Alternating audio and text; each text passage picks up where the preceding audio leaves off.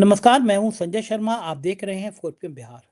पीके की जीत ने यह साबित कर दिया कि अब झोला उठाने का समय आ गया है। भाजपा का राष्ट्रीय अध्यक्ष अपना बूथ हार जाए, इससे ज्यादा बेइज्जती, इससे ज्यादा अपमान कब होगा? केवल एक बार तब हुआ था जब भाजपा का राष्ट्रीय अध्यक्ष 1 लाख रुपए की रिश्वत लेते हुए पकड़ा गया था, और अब अध्यक्ष अपना बूथ हार रहा है।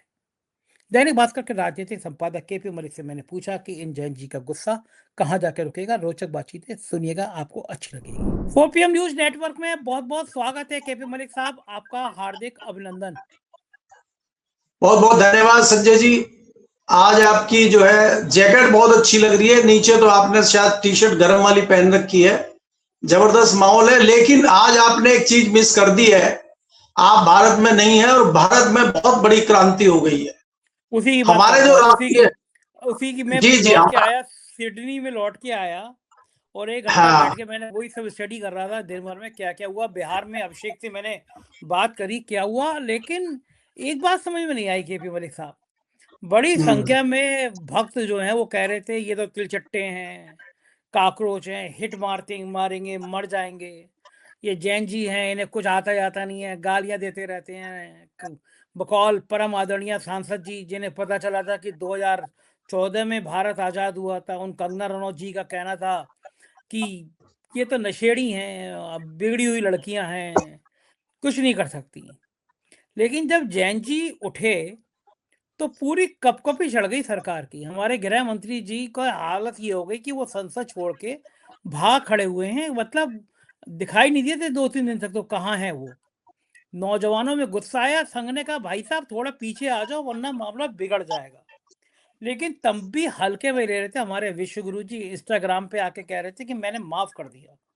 जिस आदमी को माफी उन बच्चों से मांगनी चाहिए थी कि मुझे माफ कर दो, मेरी लापरवाही से परीक्षाएं लीक हो गई, मेरे यहाँ कुछ बेईमान नेता थे जो परीक्षाओं में पैसा कमा रहे थे, मेरे यहाँ कुछ बेईमान थे जो नकल करा रहे थे, तो मुझे माफ कर दो, मैं नौकरियां नहीं निकाल पाया, मैं थोड़ा सा अंबानी अडानी में फंस गया था। वो आगे कह रहे हैं कि मैंने बच्चों को माफ कर दिया, उल्टा चोर कोतवाल को डांटे। लेकिन जैन जी ने एक पहला ही झटका दिखाया।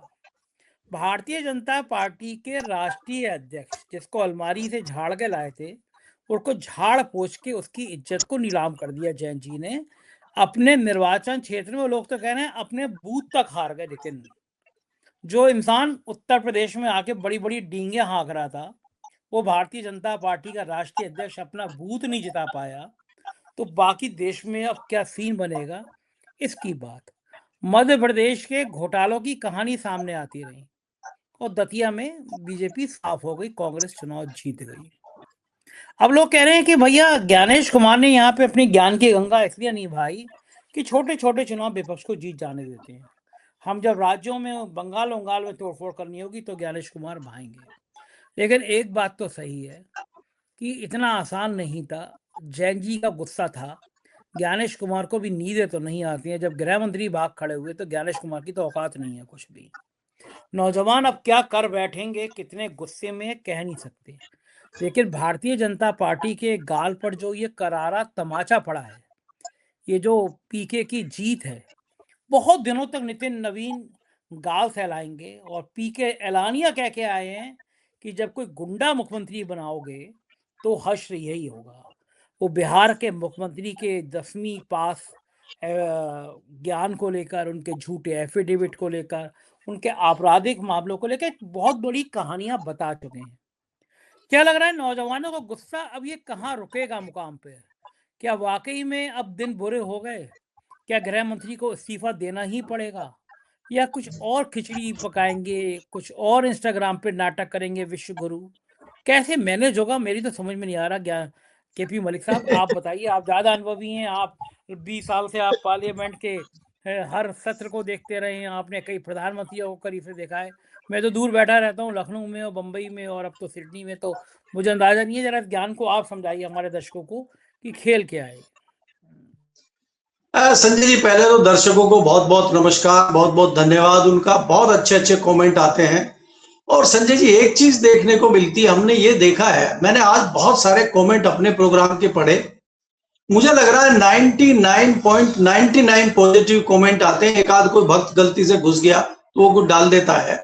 और अभी मैं कमेंट पढ़ रहा था, आपके मालवीय जी ने एक वीडियो जारी की है। एक क्रांतिकारी पत्रकार हैं, गोदी मीडिया के, बहुत फेमस हैं। अभी वो शंकराचार्य जी के पास पहुंच गए थे, वहां उनकी अच्छी धुलाई हुई और अब वो पहुंच गए हैं रांची। अच्छा, रांची वो में जो जैन अमन चोपड़ा ना, नहीं, अंबानी नहीं, अंबानी चमन का चेहरा।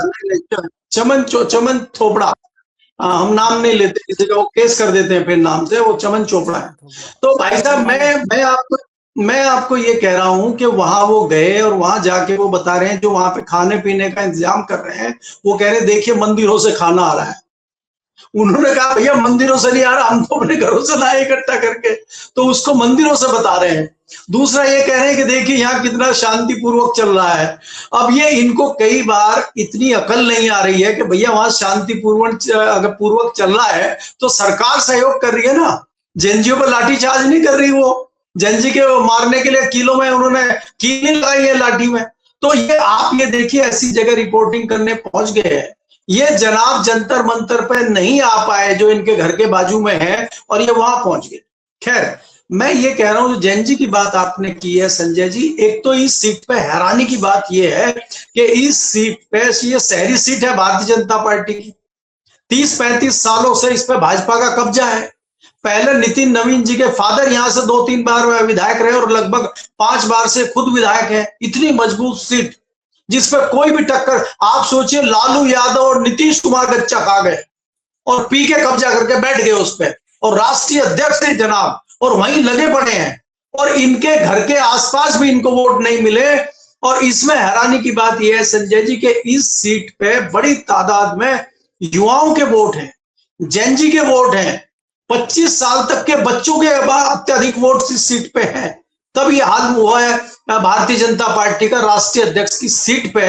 अगर कोई शर्मकार पार्टी हो, अगर कोई शर्मदार राष्ट्रीय अध्यक्ष हो, वो तत्काल इस्तीफा दे देगा कि मैं जिम्मेदारी लेते हुए इस्तीफा देता हूं कि मैं नहीं, अपनी खुद की। मलिक साहब, मैं जानता हूँ नितिन नवीन जी के बारे में, मैं इतना पढ़ा तो है मैंने। बहुत नैतिकता वाले आदमी है, बहुत आदर्श वाले आदमी। आप देखना अगले 24 घंटे में इस्तीफा दे देंगे। इस्तीफा नहीं दे देंगे, लोग कहेंगे बड़ा बेशर्म अध्यक्ष है ये। ऐसी बेशर्मी थोड़ी स्वीकार करेगा वो आदमी, इस्तीफा दे देगा, पक्की बात है। अगर नहीं, इस्तीफा नहीं, नहीं देगा, लोग नहीं, कहेंगे कैसा नाकारा अध्यक्ष है, बूथ हार गया। तब भी राष्ट्रीय अध्यक्ष बनाए, लोग इज्जत करना बंद कर देंगे। तो इस्तीफा दे नहीं, देगा वो। संजय जी, बूथ कैसे हार गया? पहली बार बिहार में भारतीय जनता पार्टी का मुख्यमंत्री है, पहली बार राष्ट्रीय अध्यक्ष का चुनाव हुआ, राष्ट्रीय अध्यक्ष अपनी सीट हार रहे हैं। आप रिकॉर्ड तो देखिए कि तमाम रिकॉर्ड बन रहे हैं।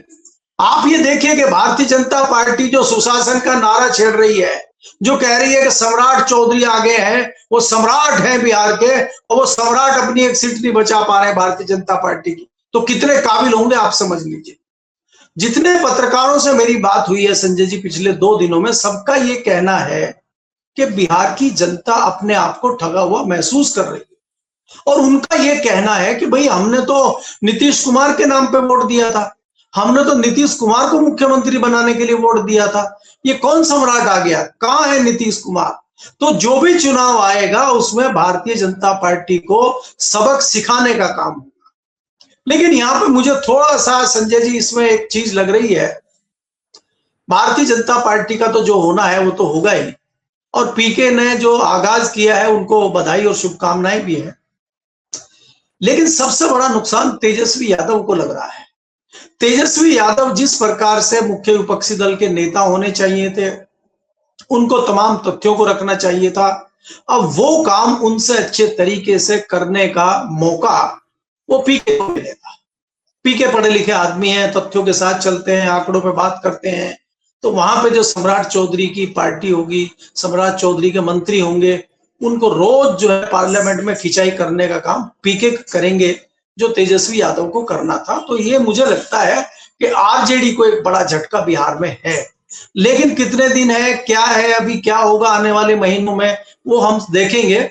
मुझे लगता है कि जिस प्रकार से ये चीजें हुई है, भारतीय जनता पार्टी के कुछ अंदरूनी सूत्र ये भी कह रहे हैं कि सम्राट चौधरी को बदलने के लिए ये बहाना है, ताकि सम्राट चौधरी को हटाया जा सके, सम्राट चौधरी को बदला जा सके। क्योंकि ऐसा तो है नहीं कि भारतीय जनता पार्टी में कोई काबिल नेता वहां नहीं है, या भारतीय जनता पार्टी के जो विश्वास के नेता हो अमित शाह जी के और मोदी जी के, ऐसे नहीं। अरे नित्यानंद राय बढ़िया आदमी है वहां पे, भारतीय जनता पार्टी के पुराने नेता हैं, उनको क्यों नहीं मना रहे आप? क्योंकि इनको वही पसंद है, इनको ऐसे ही व्यक्ति पसंद है, इसलिए उनको इन्होंने बनाया है। अब आप दूसरी बात ये देखिए संजय जी, आप खत्म कर रहा हूं अभी, कि इसका असर उत्तर प्रदेश में क्या होगा। ये जो भूकंप आया है बिहार की राजधानी पटना में, इसका जो झंझनाहट गई है वो लखनऊ तक पहुंच गई है, और लखनऊ में भी मंथन चल रहा हो ये क्या होगा। बड़ा भूकंप पटना में आया है, अगर इसी प्रकार का भूकंप लखनऊ में आ गया तो फिर क्या होगा, वो तो मठ में हिल जाएगा फिर तो, गोरखपुर वाला भी, और दिल्ली तक धमक आएगी। जी मुझे ये बताइए कि क्या अब संघ ये चाह रहा है कि भाई इन नौजवानों को गुस्से को शांत करने के लिए नितिन नवीन और अमित शाह इस्तीफा दें, ऐसी सुगबुगाहट है? और अगर अमित शाह का इस्तीफा हुआ तो क्या पार्टी बच पाएगी, सरकार बच पाएगी? ऐसी चर्चाएं चल रही हैं। मैं ये नहीं कह रहा कि अमित शाह इस्तीफा दे देंगे, बहुत ताकतवर मंत्री हैं, प्रधानमंत्री के सबसे सशक्त उम्मीदवार हैं वो मोदी जी के बाद, लेकिन ऐसी चर्चाएं चल क्यों रही हैं? आखिर ये चर्चा चलना भी तो खतरनाक है। लोग सोच भी कैसे सकते हैं कि अमित शाह का इस्तीफा हो जाएगा? ये सोचना अपने आप में बड़ी बात है। केपी मलिक साहब, आपको नहीं लगता? संजय जी, आप ये देखिए, इसमें आप पीके को कहिए और जैन जी को कहिए, इसने लोगों को बता दिया है कि भारतीय जनता पार्टी को हराया जा सकता है। सारे विपक्षी दल को आईना दिखाने का काम पीके ने किया है, और वो पीके है जिसने लगभग 250 अपने उम्मीदवार लड़ाए थे, सबकी जमानत जब्त हो गई थी। जिस सीट से आज पीके जीते हैं, जो इनका पुराना उम्मीदवार था उसको 8,000 वोट मिले थे, और आज इनको 64,000 वोट मिले। तो ये तरक्की जो हुई है, इससे यह अंदाजा आप लगाइए कि जनता कितनी विमुख है भारतीय जनता पार्टी से। और बिहार जैसे राज्य में जहां अभी चंद महीनों पहले चुनाव हुए, तो और दूसरा जो जैन जी की आप बात कर रहे हैं, जैन जी इतना नाराज है भारतीय जनता पार्टी से, और वो डरने को, पीछे हटने को तैयार नहीं है। ये तो इतिहास है दिल्ली में कि जैन जी और युवा जो है आंदोलन लेके, सड़कों पर विरोध प्रदर्शन लेके पार्लियामेंट के इतने करीब पहुंच गए। जो नकारा सरकारें रही हैं पहले कांग्रेस की या दूसरी, तब भी नहीं आ पाए। वो जो कमजोर सरकारें रही हैं आपके हिसाब से, तब भी पार्लियामेंट में नहीं जैन जी घुस पाए। तब भी किसान नेता, बड़े बड़े राकेश टिकैत और दूसरे लोगों ने कोशिश की कि भाई मार्च करेंगे, हम संसद मार्च करेंगे, और संसद मार्च नहीं हो पाया किसी का। जंतर मंतर से आगे नहीं निकल पाए लोग। ये जैन जी पहुंच गए इतनी ताकतवर सरकार में। तो ये ताकतवर सरकार कहने की, दिखाने की थी, ताकत तुकत कुछ नहीं है इसमें। जितना ताकतवर आप दिखाने की कोशिश कर रहे हैं, उतने ही कमजोर आप साबित हो रहे हैं। संजय जी, हमें यह लग रहा था शुक्रवार की शाम को, जब हमारे जो है क्रांतिकारी स्पीकर साहब ने हाउस को एडजर्न किया, तो हमें लगा कि शुक्रवार का दिन है, जल्दी से हाउस को एडजर्न कर दिया गया है। अब काफी दिन मिल गए हैं इनको नई स्ट्रेटजी बनाने के लिए। शुक्रवार की पूरी रात है, शनिवार है, फिर इतवार है, और सोमवार को पार्लियामेंट चलेगी। और ये तो सोमवार गुजर गया संजय जी, आज तो कुछ हुआ नहीं। हो तो आज भी हाउस में नहीं आए। आज भी हाउस पुराने ढर्रे पे पहले 12 बजे तक एडजर्न हो गया, फिर 2 बजे तक हो गया, फिर शाम तक हो गया। कुछ ये दोनों है कहाँ? इनको काहे का डर है? मैं बार बार कह रहा हूं, प्रधानमंत्री जी का तो हम आचरण समझ गए, वो तो डरते हैं कि महिलाएं उनके ऊपर हमला कर देंगी, महिला सांसद जो है। ये अमित शाह जी को, हाँ, अमित शाह जी को किसका डर है? उनको तो महिलाएं काट रही थी, इनको कौन काट रहा है? इनको काटने के लिए कौन बैठा है? तो ये क्यों नहीं आ रहे हैं? तो ये जो बात आप कह रहे हैं, जो सुगबुगाहट चल रही है कि इस्तीफा दे सकते हैं, कई बार हमें आश्चर्यजनक चीजें देखने को, सुनने को मिलती है। आपने सोचा नहीं था कि इतना बड़ा और इतना जबरदस्त आंदोलन इसी जंतर मंतर पे हो जाएगा। ये तो घमंड में चूर थे, हो गया ना। तो इसी तरह से अगर अमित शाह का इस्तीफा हो जाए तो हमें कोई आश्चर्य नहीं है, क्योंकि कई लोग ये कहते थे कि धर्मेंद्र प्रधान का इस्तीफा कतई नहीं होगा, हो गया, बड़ी आसानी से हो गया। तो इनका भी इस्तीफा हो सकता है, और बड़े वाले जो नंबर 1 वाले हैं वो भी धीरे से निकल सकते हैं। तो कुछ भी हो सकता है यहाँ, अब बेला होने वाली है। और डायलॉग तो आपके वाला है ही कि जब समय खराब शुरू हो जाता है फिर वो वाला काम हो ही जाता है। जी, ऊपर बैठे आदमी को भी कुत्ता काट लेता है, समय खराब होता है। अच्छा, ये अब वो जो है ये और बेवकूफी का काम कर रहे हैं। काकरोच पार्टी के अध्यक्ष अभिजीत से की पढ़ाई लिखाई पे, उसके खर्चे पे सवाल उठा रहे हैं, और वो बंदा भी गजब का है। वो कह रहा है कि मैं सारा सार्वजनिक कर दूंगा, प्रधानमंत्री जी अपनी डिग्री सार्वजनिक कर दें। अरे कैसा पागल आदमी अभिजीत, कल ही कर देंगे वो। एमए हैं, बाकायदा पढ़े लिखे हैं हमारे प्रधानमंत्री, नहीं कर रहे हैं, नहीं कर रहे हैं। अब देखना, अब कल परसों में मुझे यकीन है कि वो कह देंगे देखो ये रही मेरी डिग्री, और वो सूचना आयोग से कह देंगे ये तुमने रोक वोक हट लगाई है जो मेरी डिग्री ना दिखाई जाए, हटा दो यार, मैं डिग्री दिखा दे रहा हूँ अपनी। आखिर इतना 56 इंच का सीना अपनी डिग्री दिखाने से क्यों डर सकता है? देश का प्रधानमंत्री है। ये रही हमारी 56 इंच का सीना और ये रही हमारी डिग्री। क्या लग रहा है कल डिग्री आ जाएगी कल परसों में? या केजरीवाल संजय जी मैं केजरीवाल के मुंह पे भी थप्पड़ पड़ेगा। वो चौथी पांच राजा की जो कहानी सुनाते हैं ना, तो केजरीवाल के मुंह जी पे जी थप्पड़ पड़ेगा। देखो चौथी पास राजा नहीं है, एमए पास राजा है हमारा। संजय जी, कोई अगर ये कह दे ये डिग्री है तो सत्यापित कैसे करेंगे इसको? आपको याद नहीं आ रहा है शायद। अब विश्व गुरु कहेंगे तो मानना पड़ेगा ना आपको। नहीं नहीं, विश्व गुरु के जो दूसरे भारत गुरु हैं उन्होंने तो प्रेस कॉन्फ्रेंस में डिग्री दिखाई थी भाई। ये तो भारतीय जनता पार्टी ने जब पहले केजरीवाल ने आरोप लगाया था, उन्होंने प्रेस कॉन्फ्रेंस करके डिग्री दिखाई थी, और जो डिग्री दिखाई वो कंप्यूटरीकृत थी। फिर लोगों ने कहा कि उस टाइम तो कंप्यूटर था नहीं, अब फिर इनकी जबान बंद हो गई। अच्छा ये बताइए इनको कहां कहां पकड़ोगे आप? बार बार उदाहरण देता हूं मैं, राजनाथ जी कह रहे हैं हाउस में खड़े होके कि जो ऑपरेशन सिंदूर हुआ है उसमें हमें कोई नुकसान नहीं हुआ, कोई हानि नहीं हुई है। और सेना कह रही है कि हमारे 6 जाबाज अधिकारी अफसर मारे गए। तो अब आप राजनाथ जी की बात पर विश्वास करेंगे या सेना के अधिकारियों पर विश्वास करेंगे? अब आप जो है जो डिग्री दिखा रहे हैं, अमित शाह जी आज दुनिया में नहीं है, अरुण जेटली जी और बाकी लोग जो प्रेस कॉन्फ्रेंस कर दिखा रहे थे, उनकी बात पर विश्वास करेंगे या विश्वविद्यालय के कुलपति पर विश्वास करेंगे या केजरीवाल पर विश्वास करेंगे? लेकिन मैं विश्वास करता हूं महामहिम पे, अपने महामानव पे।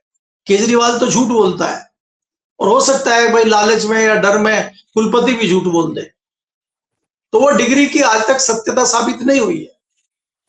तो इसलिए क्या है, ये कुछ भी कह सकते हैं, इनको पकड़ेगा कौन? आज संजय जी ऐसा दुर्भाग्य की एक स्टोरी मैंने देखी है। 2003 में एक व्यक्ति अरेस्ट हुआ था बिहार में, जो पर्चे लीक कराता था, जो परीक्षा लीक करता था। उसके पास एक दिन पहले क्वेश्चन का जो पर्चा है वो पहुंच जाता है। भारत की कोई भी परीक्षा हो उसके पास पर्चा पहुंच जाता है।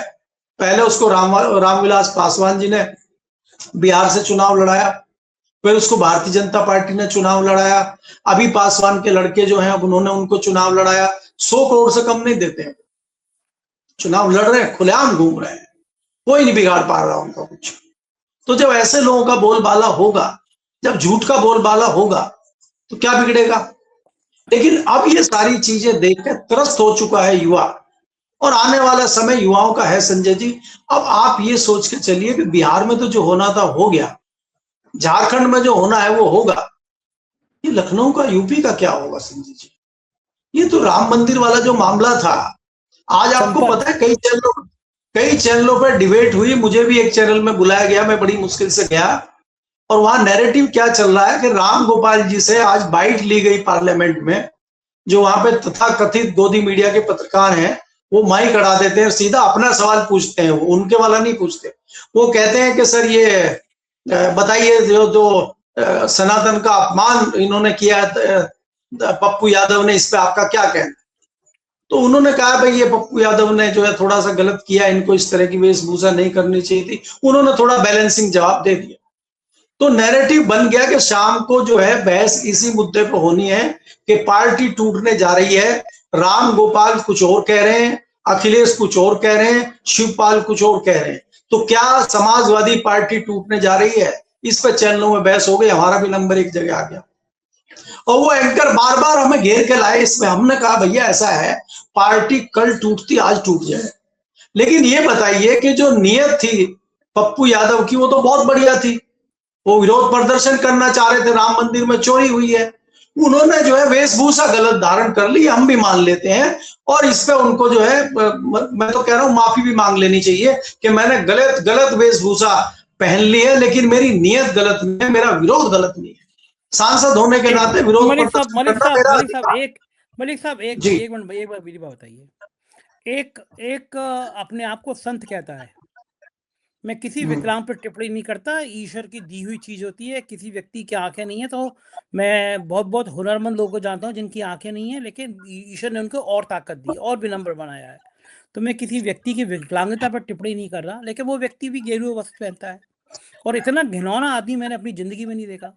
वो महिलाओं के बारे में अभद्र टिप्पणी करता है। मैं रामभद्राचार्य का नाम भी ले लेता हूँ, जो प्रधानमंत्री जिनको अपना भाई कहते हैं, बड़े बड़े मंत्री उनके चरणों में रहते हैं।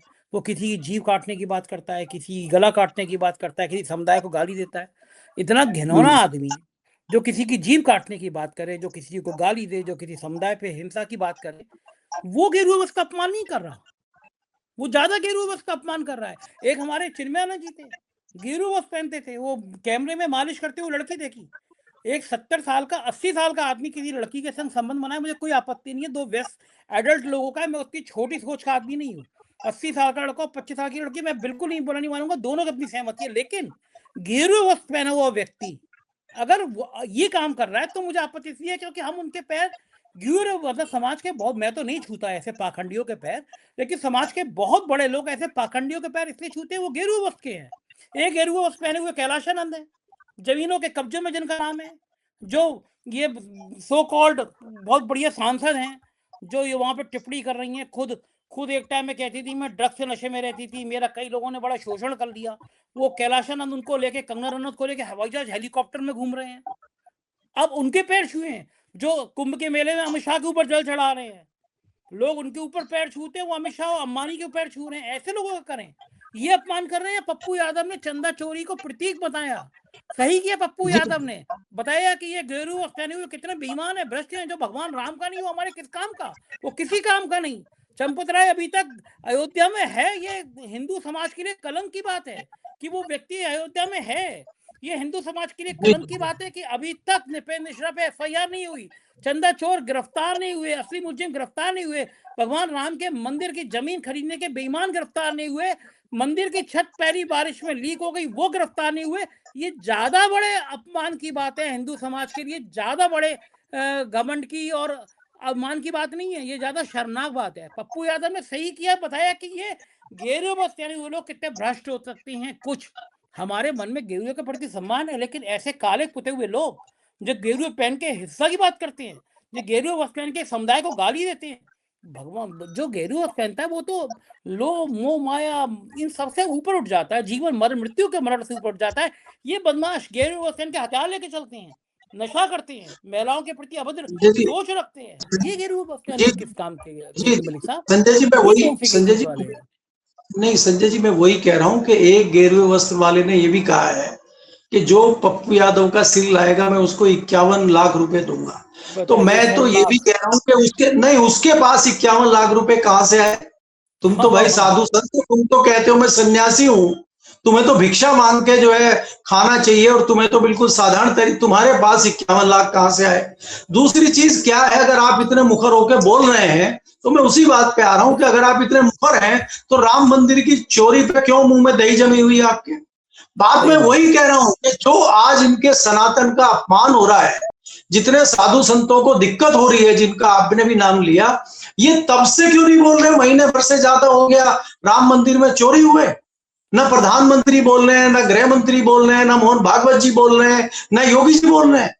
तो यही तो दोहरा चरित्र है। मैं यही कह रहा हूं कि भारतीय जनता पार्टी अपने पक्ष में जिस प्रकार से नैरेटिव बनाती है वो नहीं देखती है कौन है ये, साधु है, संत है, अच्छा है, बुरा है।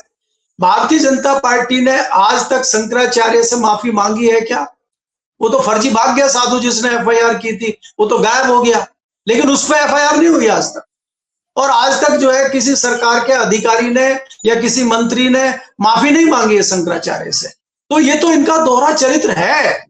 लेकिन मैं ये कह रहा हूं कि ये राजनीति के लिए कुछ भी कर सकते हैं। चैनलों पर जिस प्रकार से बहस हो रही थी, चैनल को जिस प्रकार से डाइवर्ट किया जा रहा था, और भारतीय जनता पार्टी के प्रवक्ता बार बार जो है ला रहे थे निकाल के कि भाई शिवपाल तो है बहुत क्रांतिकारी हो, तो पहले भी जा चुके हैं, अखिलेश यादव जो है ये कर रहे हैं, उनके पिताजी ने तो गोली चलाई थी। अब हमने कहा भाई उनके पिताजी ने वहां अयोध्या में गोली चलवाई थी और अमित शाह ने दिल्ली में गोली चलवाई थी, तो दिल्ली में तो आप कह रहे प्रशासन ने गोली चलाई है। तो आज तय हो जाए यही चैनल पे, आज चैनल पे तय हो जाए कि किसको दोषी माना जाए। अगर प्रशासन को दोषी मान रहे हैं, दिल्ली में अगर आप प्रशासन को दोषी मान रहे हैं तो यूपी में भी प्रशासन दोषी था।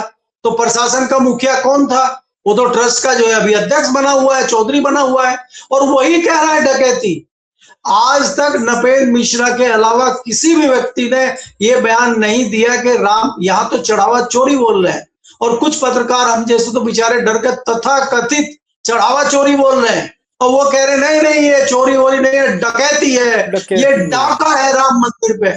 तो उनके साथ कुछ नहीं हो रहा, ना कोई एफआईआर हो रही, ना कोई पूछ रहा, ना कोई स्टोरी बन रही, ना कुछ हो रहा है। तो ये नंगपना जो चल रहा है इन लोगों का, ये जो नंगाई चल रही है संजय जी, ये जो झूठ चल रहा है, आज मैं बार बार आपको कह रहा हूं ना, ये वही प्रधानमंत्री है जो बिना प्रोटोकॉल के बिना बताए पाकिस्तान चले गए, वहां भी नहीं डरते ये, और यहाँ पाकिस्तान से इतना डरते हैं, जरा सा कहीं कुछ हो जाए इसमें पाकिस्तान का हाथ है। अब ये खाना बांटने का भी हो गया कि जंतर मंतर को जो खाना बंट रहा था उसमें भी पाकिस्तान का हाथ हो सकता है। मतलब पाकिस्तान का हाथ वहां नहीं हो रहा जब प्रधानमंत्री जाके वहां खीर खाते हैं नवाज शरीफ की बेटी के बर्थडे पे, तब पाकिस्तान का हाथ नहीं है, आज पाकिस्तान का हाथ।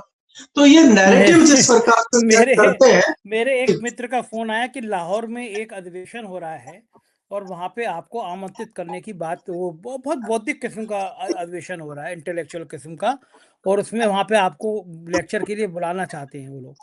मैं कहा भाई साहब क्या सीधा गिरफ्तारी का वारंट दिखाओगे? मैं अगर बस भी गया ना बिना कहे तो मैं पाकिस्तान का प्रवक्ता हूँ। जिस समय पहलगांव का हमला हुआ था तो सरकार से हमने सवाल पूछे थे आतंकी कहाँ से आ गए, गृह मंत्री कहाँ थे, तो हमारा चैनल ये कह के बंद कराया गया कि हम राष्ट्र के विरोधी हैं, हम एंटी नेशनल हैं। और मजे की बात, उस दिन 15 या 16 पाकिस्तान के चैनल बंद थे और अकेला भारत में बंद था। गूगल की जब रिपोर्ट आई बाद में सुप्रीम कोर्ट में जब याचिका हुई तो सरकार ने अपनी आदेश वापस ले लिया डर के मारे। और मजे की बात है उस एक महीने में मुझे सबसे ज्यादा पाकिस्तान में देखा गया कि भैया ये कौन भाई बंधु है हमारा जो हमारे चक्कर में बंद हो गया। तो मैंने कहा कुछ कहे पाकिस्तान को गाली देने पे भी तो मेरा चैनल बंद हो गया, और मैं अगर गलती से भी लाहौर और कराची में उतर गया तो लौट के मतलब उतरूंगा बाद में आईएसआई का चीफ पहले घोषित कर दिया जाएगा। तो मुझे बख्शो भाई साहब, मैं बिना पाकिस्तान, यही रोज मुझे पाकिस्तान भेजते हैं गाली दे दे के, पाकिस्तान चले जाओ, तुम मुल्ला हो, तुम कटुए हो, जाने क्या क्या लिखते रहते हैं, तो मैं तो उससे बूंद गिरता। लेकिन बात बिल्कुल ठीक है केपी मलिक साहब, हालात यही हैं कि वक्त बुरा आ गया। संजय जी अंत में पाकिस्तान की टिप्पणी हो रहे, कई लोगों को पाकिस्तान जाना बड़ा रास आता है और कई लोग पाकिस्तान जाके बर्बाद हो जाते हैं, वो यही भारतीय जनता पार्टी के लोग। अडवाणी जी बर्बाद हो गए, अडवाणी जी बर्बाद हो गए और मोदी जी आबाद हो गए। तो यही भारतीय जनता पार्टी है, यही पाकिस्तान है। देखिए आप माने ना माने, पाकिस्तान का धन्यवाद मोदी जी को करना चाहिए, पाकिस्तान का धन्यवाद भारतीय जनता पार्टी को करना चाहिए कि हर जगह पाकिस्तान उनकी रक्षा करता है। अगर नोएडा में मजदूरों का धरना प्रदर्शन होता है, वो अपनी तनख्वाह बढ़ाने की बात करते हैं, तो वहां भी छाती निकाल कर पाकिस्तान खड़ा हो जाता है। और जब पाकिस्तान लाहौर से लेकर दिल्ली तक सीसीटीवी कैमरे लगवा देता है तब हमें पता नहीं लगता पाकिस्तान का, और हमें मजदूर को पता लग जाता है एक दिन के अंदर कि भाई इसमें पाकिस्तान का हाथ है। जी मलिक साहब, पाकिस्तान और मुसलमान ये दो नहीं होते तो मोदी जी सत्ता में नहीं होते। इन्हीं दोनों की वजह से मोदी जी इनका नाम ले लेकर सत्ता में है, विश्वगुरु में बने। बहुत बहुत शुक्रिया मलिक साहब, आपसे बातें करके मुझे आता बड़ा मजा है, मन ही नहीं करता बात खत्म करूं, समय सीमा बंद है, लेकिन कल फिर बातें करेंगे। शुक्रिया, थैंक यू। ये केपी मलिक जी, और बात तो बिल्कुल खरी खरी कह रहे हैं। जैन जी के गुस्से को देखकर संघ भी कांप गया है। समझ में आ गया कि भारतीय जनता पार्टी के राष्ट्रीय अध्यक्ष की इतनी औकात नहीं रही कि वो अपना बूथ बचा पाए, तो ये पार्टी को क्या बचाएंगे। मतलब झोला उठा के चलने का वक्त आ गया फकीर के। तो चलिए फिर अब विदाई की जाए। जरा एक शेर है, इनके ऊपर लागू नहीं है लेकिन शेर बड़ा बढ़िया है। आशिक का जनाजा है, जरा धूम से निकले, विश्व गुरु की सरकार है, जरा जम के विदाई हो। कैसी लगी बातचीत बताइएगा जरूर। शुक्रिया, थैंक यू।